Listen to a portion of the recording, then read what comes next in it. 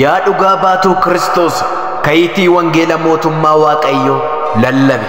Warri dukkana keessa deddeebi'aatiin jiran hedduu isaanii waan jiraniif iyyuu dhaqiitii wangeela mootummaa Waaqayyoo irratti lallabiitii karaa ifaa karaa isa sirrii kan ta'e karaa Yesuus Kiristoos akka argataniif deemiti wangeela mootummaa Waaqayyoo irratti lallabe.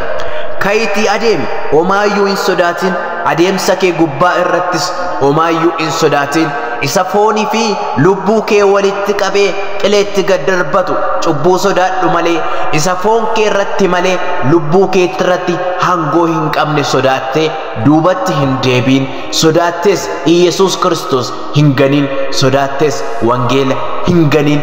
Ammas irra deebi'ee tanas hin jedha, isa foonii fi lubbuu kee walitti qabee qileetti gadi gatu cubbuu sodaadhu malee, isa foon kee malee lubbuu kee miidhuu hin dandeenye eenyuun iyyuu sodaattee duubatti hin deebiin, Kiristoosis hin ganin. Isa kanas si yaadachiisa.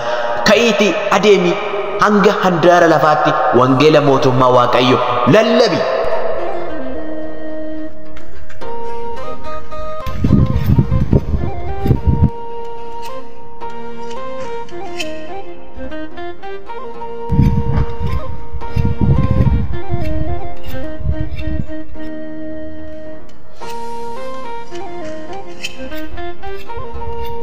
Dhaabadhu eecha abbaa kee dhaqxe.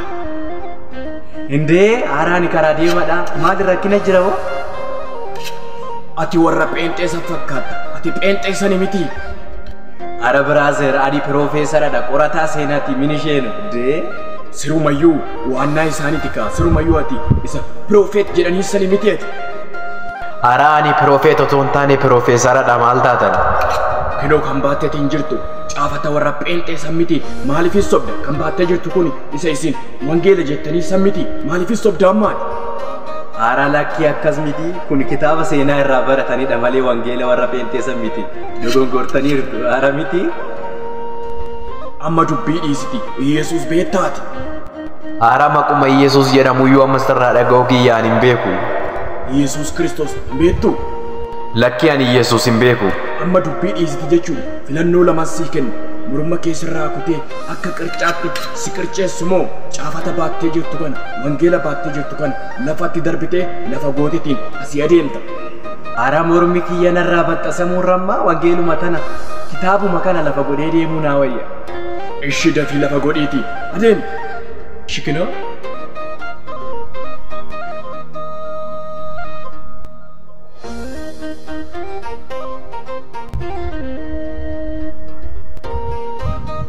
Adeemi.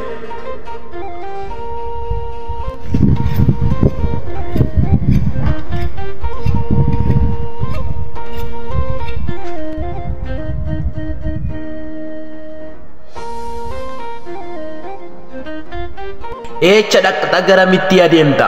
Maalan siin jedhe duratti, maalan si yaadachiises duratti, isa foonii fi lubbuu kee walitti qabee qileetti gad darbatu cubbuu sodaadhu malee, isa foon kee malee lubbuu kee irratti hangoo hin qabaanne, lubbuu kee miidhuu isa hin dandeenye sodaattee Yesuus Kiristoos hin ganin, wangeela Waaqayyoos hin ganin, sodaattee duubatti hin deebiin jedhee sitti hin himne ammanumaaree jabinnati kiristaanummaadhaaf qabdu.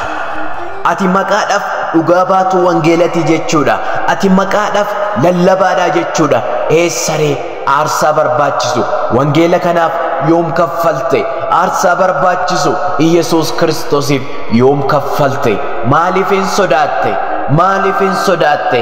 Inni foon kee miidhuu malee lubbuu kee miidhuu hin danda'u sila. Maaliif hin sodaattee duubatti deebitare? Ammanuma qorumsa amma kanaatiin Kiristoos ganteere wangeela Waaqayyo lafatti darbite wangeela Waaqayyo sagalee Waaqayyo ganteetiin adeemteere.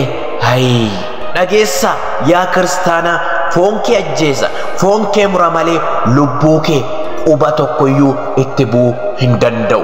Maaliifin sodaatta?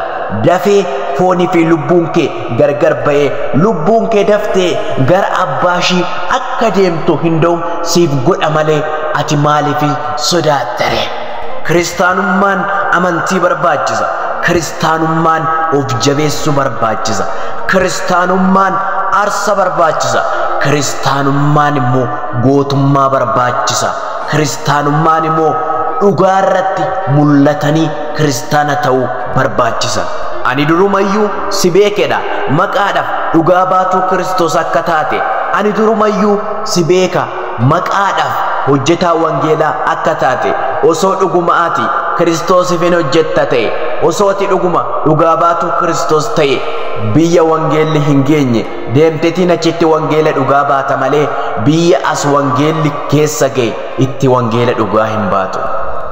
Yoo ati dhuguma dhugaa baatuu Kiristoos isa sirrii taate, yoo ati kiristaana isa orjinaala isaa taate, biyya wangeelli hin geenye deemiti wangeela dhugaa ba'i.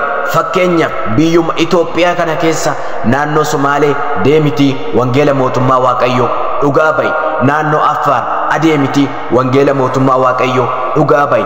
Naannoo Amaaraa, naannoo Tigraay, naannoo Benishangul Gumuz, naannoo wangeelli baay'inaan keessatti hin babal'anne iddoo aarsaa gurguddaa barbaachisan deemiti wangeela kanaaf aarsaa kaffali malee biyya wangeelli keessatti babal'ate, naannoo wangeelli keessatti babal'ate, naannoo amantoonni itti baay'atan keessa adeemte wangeela dhugaa hin bayiniti biyya wangeelli hin geenye deemiti wangeela kana dhageessisi.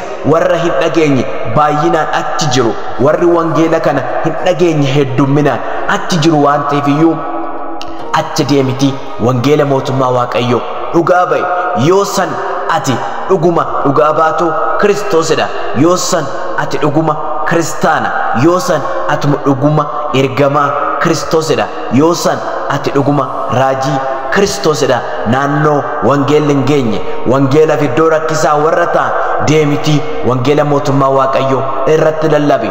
Uummanni miliyoona meeqa, uummanni baay'inaan dukkana keessa warri jiran achi jiru waan ta'eefiyyuu achi adeemiti wangeela mootummaa Waaqayyoo lallabi malee naannoo itti amantoonni itti baay'atan keessa naannooftee ani wangeela lallaba, ani raajidha, ani kana hin jedhin.